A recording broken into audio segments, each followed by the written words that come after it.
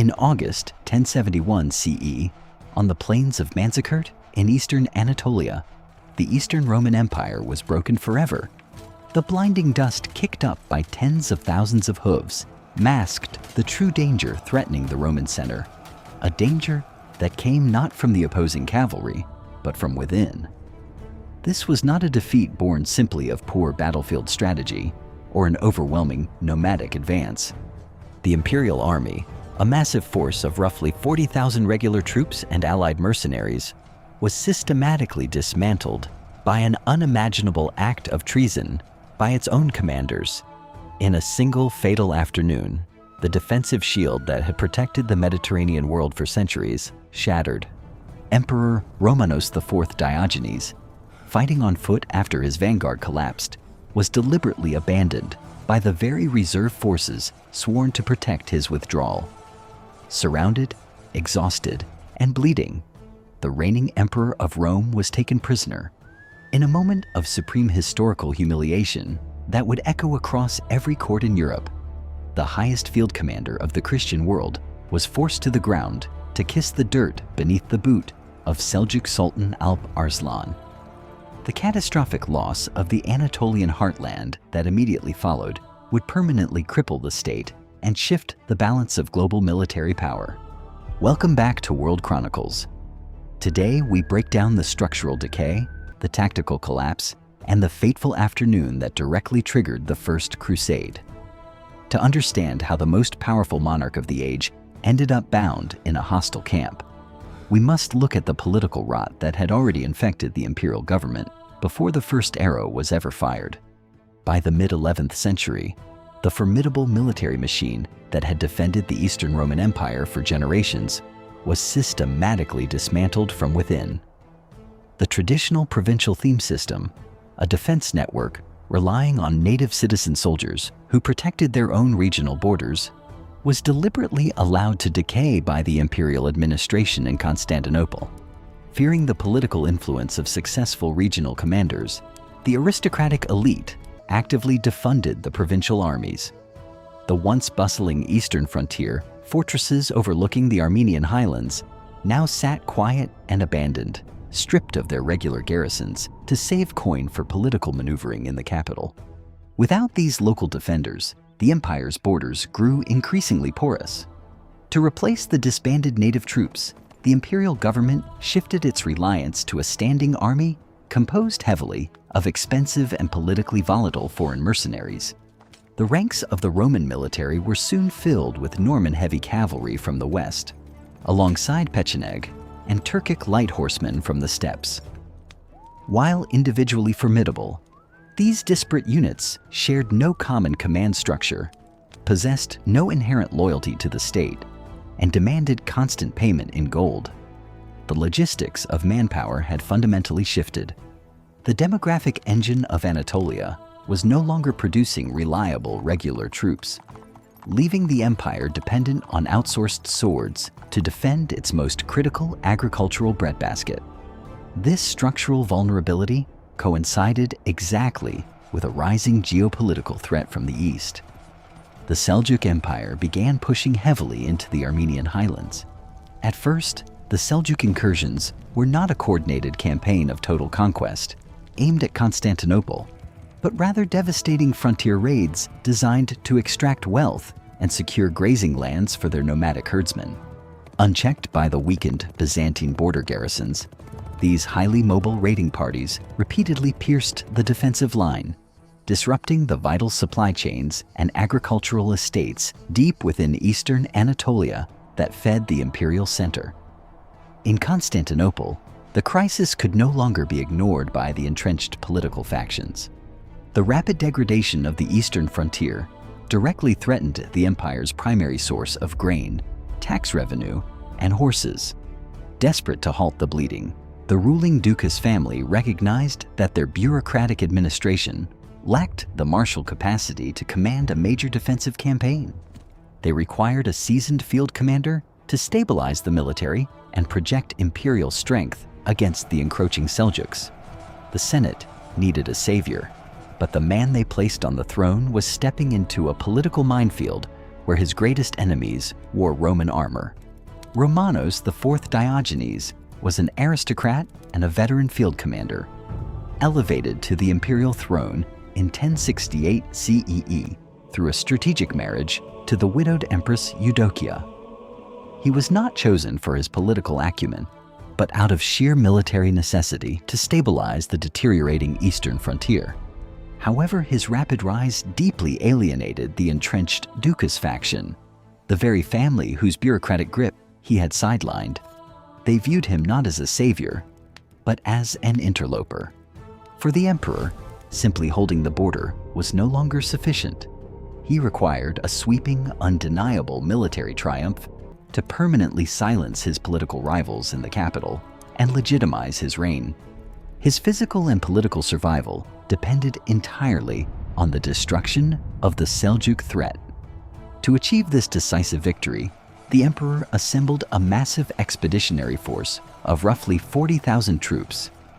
At its core were the elite regiments of the capital, including the heavily armored native cavalry and the fearsome Varangian Guard.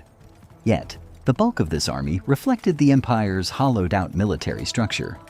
It was a sprawling, multilingual patchwork of Norman, Pecheneg, and Turkic mercenaries who shared neither language nor a unified command structure.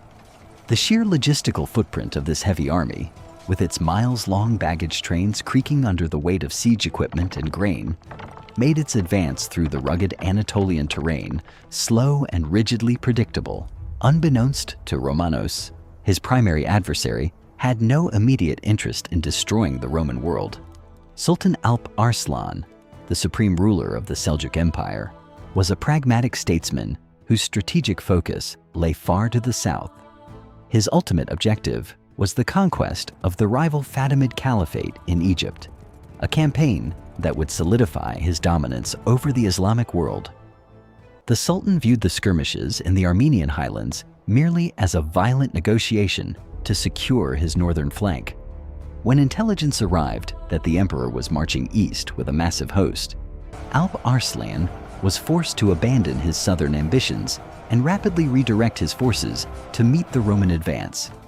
The Sultan brought with him an army fundamentally different from the Byzantine war machine. Numbering between 20,000 and 30,000 men, the Seljuk force was composed almost entirely of light horse archers.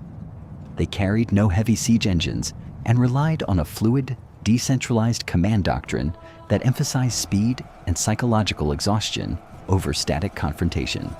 Operating without the burden of massive supply chains, the nomadic cavalry could traverse the arid landscape with terrifying speed, striking and retreating before the heavy Roman infantry could even lock their shields. By the summer of 1071 CE, the supreme commander of the Roman East and the Sultan of the Seljuk Empire were on a collision course. Romanos marched east with overwhelming force, but his first major command decision would doom the campaign before he even saw the enemy banner. In the blistering summer of 1071 CE, the imperial army lumbered toward the strategic basin of Lake Van. The sheer scale of the Byzantine force, burdened by miles of creeping baggage trains and heavy siege equipment, became a logistical anchor in the rugged terrain.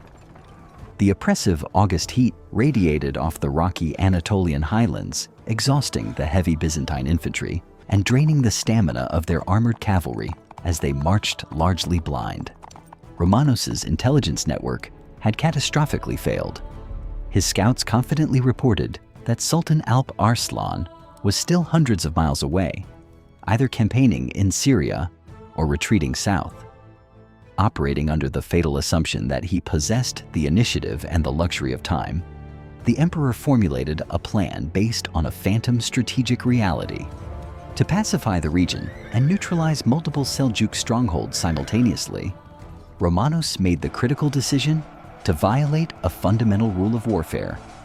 He divided his forces in hostile territory without secure lines of communication.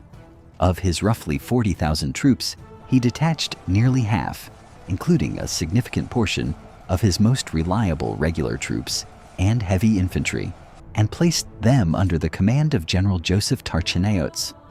Tarchanaiotes was ordered to march south to besiege the fortress of Kliat, a move designed to protect the army's southern supply routes. Meanwhile, the emperor would take the remaining half and advance directly on the primary objective, the fortress of Manzikert. By splitting his host, Romanos deliberately sacrificed his force concentration, gambling heavily that no primary enemy field army was close enough to punish the maneuver. What transpired next remains one of the most disastrous command failures in Byzantine military history. As Tarchanaiotes advanced toward Kliat, his scouts finally encountered the vanguard of the rapidly approaching Seljuk main army. Instead of sending urgent riders to warn the emperor of the imminent threat, or deploying his men into a defensive holding action to allow the fractured Byzantine forces to reconsolidate, the general simply vanished. Whether driven by sudden panic in the face of the Seljuk advance, a complete breakdown in mercenary discipline, or calculated political treason orchestrated by the rival Dukas faction in Constantinople, Tarchanaiotes abandoned the campaign.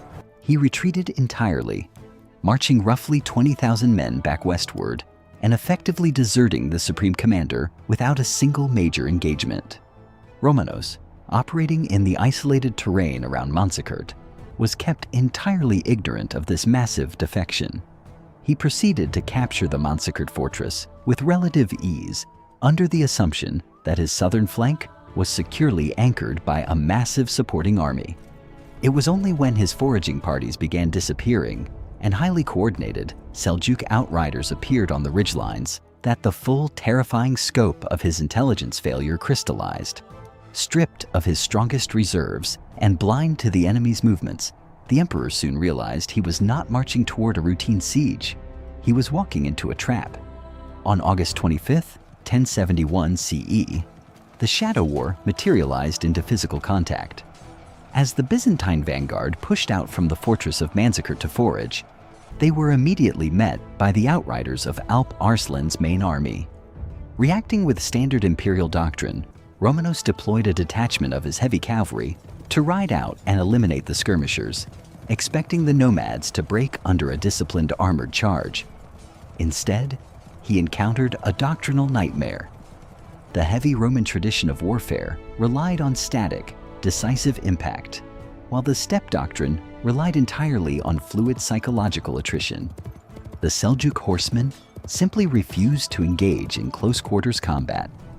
As the heavily armored Byzantine cavalry thundered forward, the Turkic riders effortlessly maintained their distance, turning in their saddles to unleash volleys of arrows before retreating further into the vast expanse of the Anatolian plateau. The open plains surrounding Manzikert provided the Seljuks with an infinite landscape for maneuverability. Alp Arslan deployed his forces in a loose crescent formation, designed to naturally bow inward as the Byzantine center advanced, drawing the slower imperial troops deeper into a pocket. Whenever a Byzantine cavalry squadron attempted to force an engagement, the Seljuk lines executed perfectly timed, feigned retreats. The armored imperial horses, weighed down by chainmail, quickly exhausted themselves, trying to run down unarmored light cavalry. Once the Byzantine pursuers were scattered and blown, the retreating horse archers would suddenly wheel around, transition from flight to attack, and isolate the overextended units. The air hummed with the constant, terrifying sound of thousands of composite bows snapping in unison, raining iron-tipped arrows down upon the tightly packed Byzantine infantry formations and pinning them in place. As dusk fell, the tactical frustration evolved into a severe logistical and psychological crisis.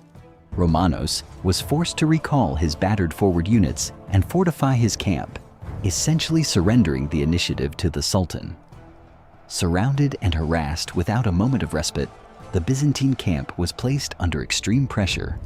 It was during this tense, isolated night that the structural rot of the imperial army's mercenary reliance became fatally apparent.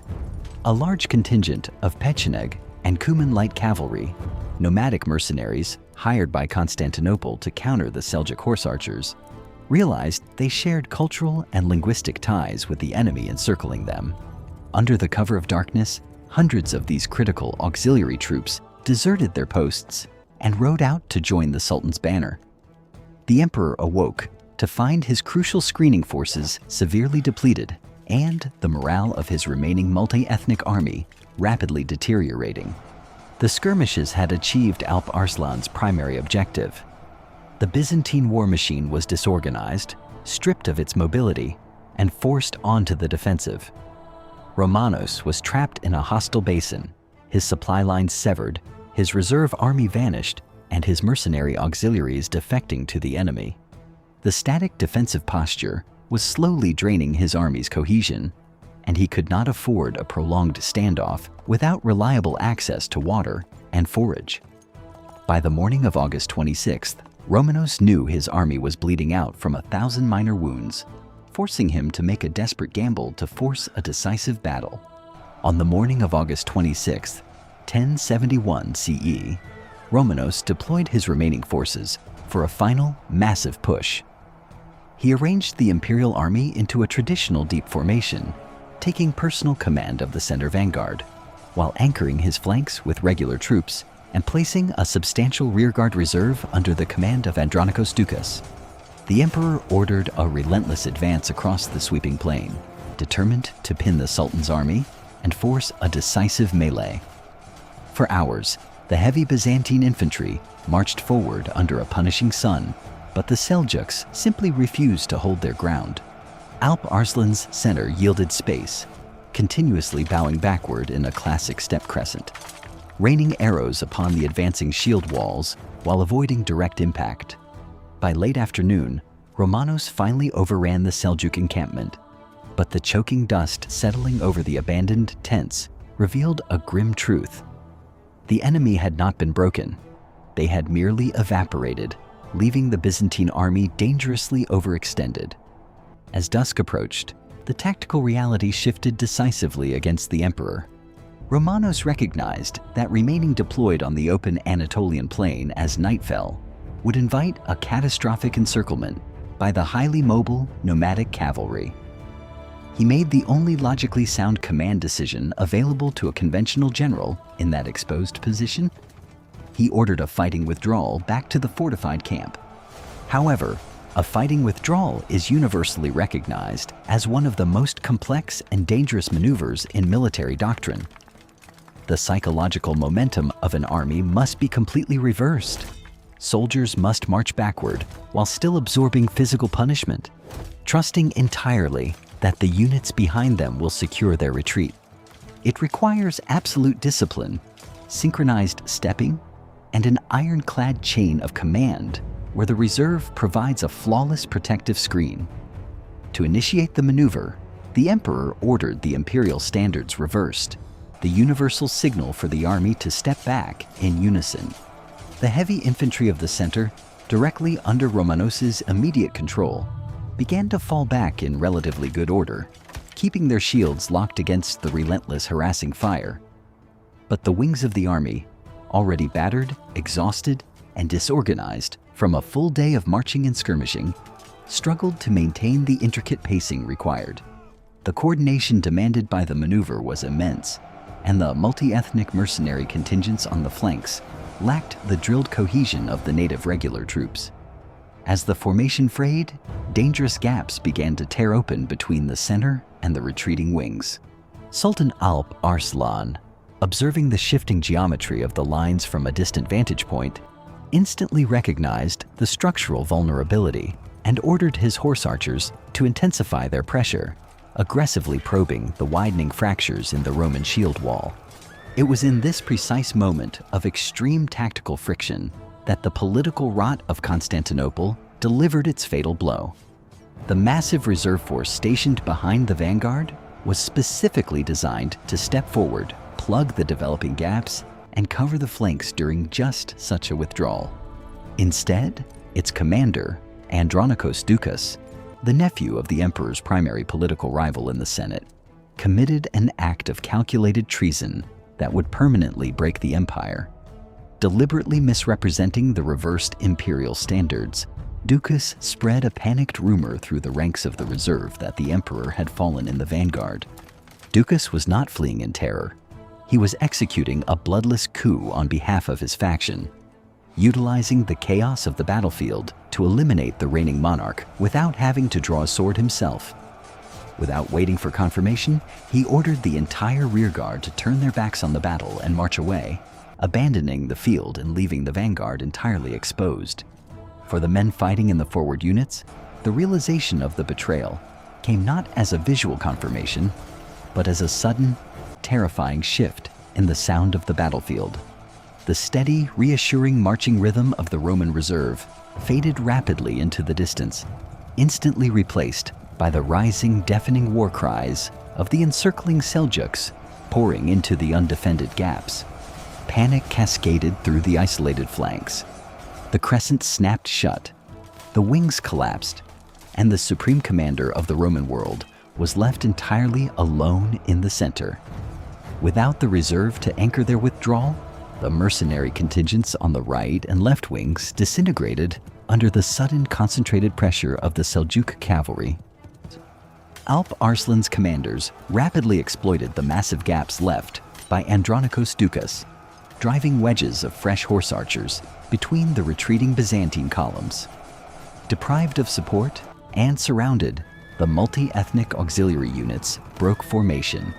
Many chose flight over a hopeless defense, scattering frantically across the darkening plain, only to be systematically run down by the faster nomadic riders. The highly structured Roman withdrawal had instantly devolved into an uncontrolled rout on the flanks, leaving the heavy infantry of the vanguard entirely cut off from any avenue of escape.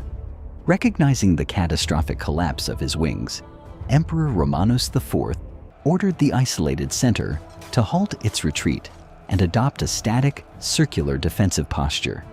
Here, the core of the native Byzantine heavy infantry, supported by the elite, heavy armored Varangian Guard, locked their shields in a desperate bid for survival. They were no longer fighting for a strategic victory. The tactical objective had narrowed simply to preserving the life of the emperor. The Seljuk forces, abandoning their hit-and-run doctrine, now that the imperial army was immobilized and fractured, closed the distance to dismantle the Roman center. The physical pressure exerted on the shrinking defensive ring was immense, as continuous waves of Turkic warriors pressed relentlessly against the tightly packed, exhausted ranks of the vanguard. Throughout the ensuing struggle, Romanos displayed the martial resolve expected of a veteran Roman field commander. Refusing to surrender the field, he fought on horseback at the very edge of his personal guard, attempting to organize localized countercharges to break the encirclement. It was an exercise in tactical futility against overwhelming numbers, but it forced the Seljuks to pay heavily for every yard of ground they contracted. The coordinated resistance held only until the emperor's warhorse was fatally struck beneath him, bringing the supreme commander crashing heavily to the ground. The loss of his mount stripped Romanos of his mobility and his crucial command visibility, effectively blinding his ability to direct the remaining defense. Rising to his feet, the emperor continued to fight on foot alongside the remnants of his household troops. The Varangian Guard maintained their legendary discipline, holding their ground almost to the last man to shield their sovereign from capture. Eventually, the sheer weight of the Seljuk assault shattered the final defensive perimeter. Wounded in the arm and severely compromised from hours of continuous combat in heavy armor, Romanos was physically overwhelmed and disarmed by the advancing troops. By nightfall, the once invincible core of the imperial army had been systematically dismantled, and the highest authority of the Roman state was bound and led away as a prisoner of war. The physical battle on the plains of eastern Anatolia had ended in absolute ruin for Constantinople. Yet, the true humiliation that would soon shock the entire Christian world and permanently alter the balance of global power was about to begin inside the Sultan's tent. When the high-value prisoners were brought before Alp Arslan on the morning after the battle, the Sultan initially refused to believe the identity of the most prominent captive. The man standing before him was covered in the dust of the Anatolian plain, bleeding from a sword wound in his arm, and entirely stripped of the purple regalia that traditionally marked a Roman sovereign. Only after surviving Byzantine officers formally identified him did the reality of the situation settle over the Seljuk command tent. The supreme commander of the Christian world had been delivered into nomadic hands. To cement the absolute magnitude of the victory, Alp Arslan demanded a traditional ritual of submission. In a moment that permanently shattered the aura of Roman invincibility, the heavy silence in the pavilion stretched as the Emperor of the East was dragged forward, forced face down into the woven carpet, and the Sultan placed his boot firmly upon his neck. Yet, this profound physical humiliation was a fleeting, calculated display of dominance rather than an act of personal cruelty. The moment the ritual concluded, the Sultan stepped back, ordered the Emperor raised from the floor, and immediately shifted his demeanor from a conquering warlord to a pragmatic statesman. Historical accounts record a famous exchange between the two rulers in which Alp Arslan asked Romanos what he would have done had the roles been reversed. The emperor bluntly admitted he would have had the Sultan executed or paraded in chains through the streets of Constantinople. Alp Arslan replied that his own punishment would be far heavier. He would forgive the emperor and set him free. The Seljuk ruler was not blinded by the sudden collapse of the Byzantine field army. He maintained a strict adherence to his original geopolitical objective. He had no desire to mount a lengthy, exhausting siege of Constantinople or to govern an unfamiliar, heavily fortified Christian populace. He simply required a pacified northern frontier so he could safely turn his entire military apparatus south to crush his true rivals, the Fatimid Caliphate in Egypt. Operating under this strategic reality, the Sultan and the captive emperor negotiated a surprisingly lenient peace treaty. Alp Arslan demanded the surrender of key border fortresses, including Manzikert, Antioch, and Edessa, to secure the Armenian highlands permanently. In exchange for the emperor's life and the safe return of the surviving Byzantine officers, Romanos agreed to an initial ransom of 1,500,000 gold pieces, followed by a substantial annual tribute to the Seljuk treasury. Furthermore, a formal alliance was struck, sealed with a promise of a royal marriage between their families and the commitment of Byzantine auxiliary troops for future Seljuk campaigns. From a purely military perspective, the immediate terms dictated at Manzikert were punishing but survivable, theoretically leaving the core administrative and economic structures of the imperial government intact.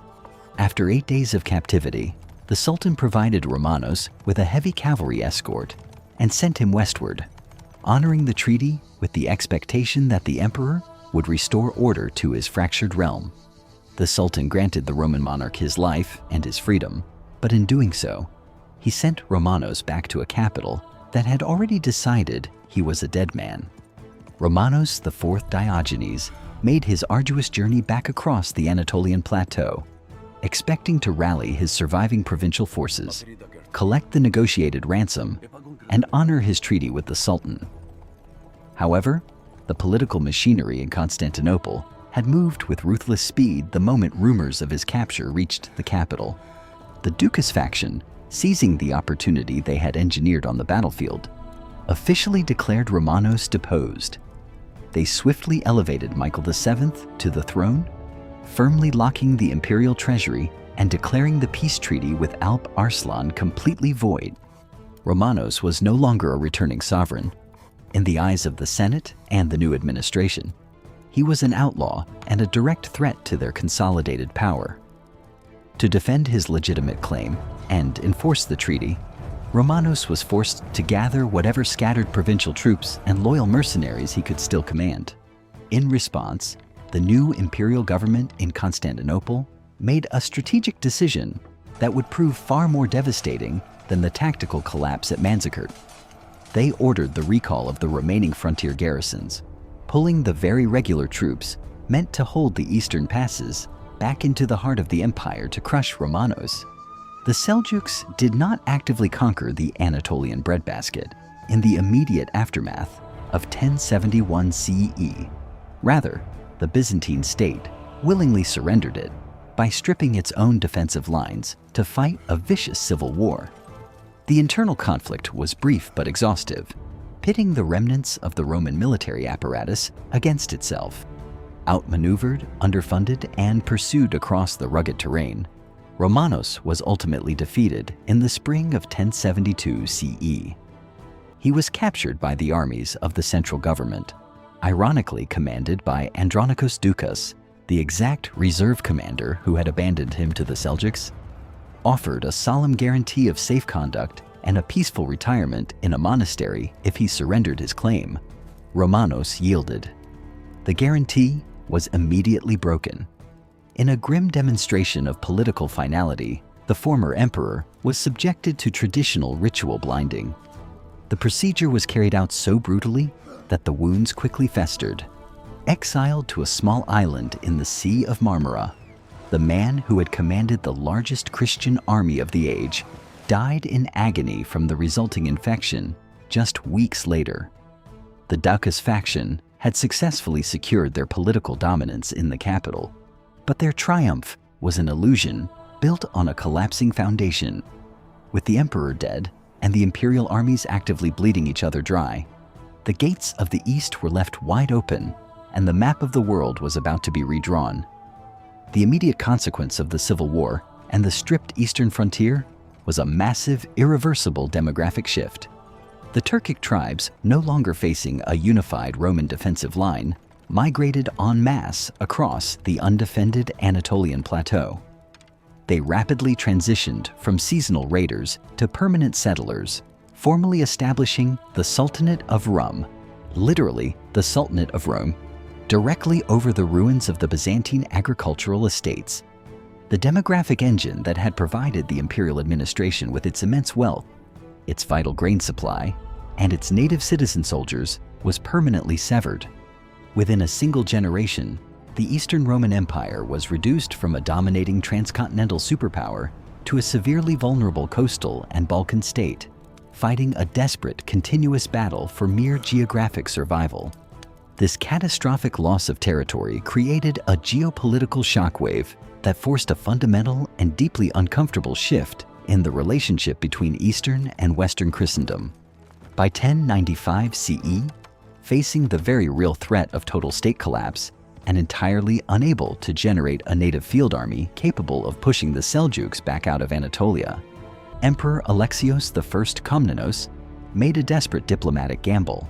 Swallowing centuries of religious and political pride, he sent envoys to Pope Urban II in Western Europe, explicitly begging for heavily armed military aid to reclaim the lost imperial lands. That urgent plea directly resulted in the Council of Clermont, where the Pope weaponized the Byzantine desperation to launch the First Crusade, igniting a sequence of holy wars that would consume the Mediterranean for centuries. The echoes of Manzikert stretch far beyond the physical boundaries of a single battlefield in eastern Anatolia. It remains a stark historical testament to how the internal political sabotage of a state can prove far more lethal than the massed cavalry of its enemies. The calculated treason orchestrated by a reserve commander in 1071 CE did not just doom Emperor Romanos IV to a brutal death. It permanently shattered the defensive perimeter of the medieval world and triggered a relentless collision of civilizations. Thank you for joining us on this breakdown of one of history's most consequential betrayals. To continue exploring the decisive command decisions, tactical collapses, and political maneuvering that shaped our world, subscribe to our channel to relive the great chapters of history together.